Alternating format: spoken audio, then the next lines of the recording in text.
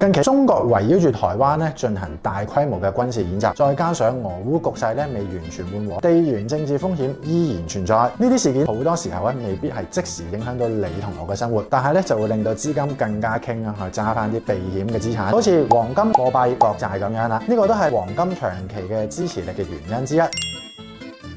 若然價格喺重要嘅支撐位附近出現放量企穩嘅話咧，往往都係長線資金分段吸納嘅區域，而唔係恐慌性清貨嘅時候。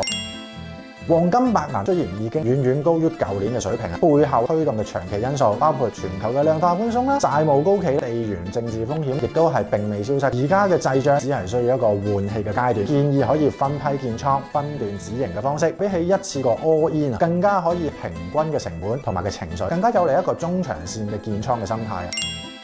貴金屬本身就係屬於一個高波動性嘅產品，尤其係黃金白銀，投資者可以善用揸貨同沽貨做空嘅規則，喺下跌嘅時候就選擇短線做空，預留一個足夠嘅保證金，設定一個嚴謹嘅止損，避免喺調整當中被逼爆倉離場。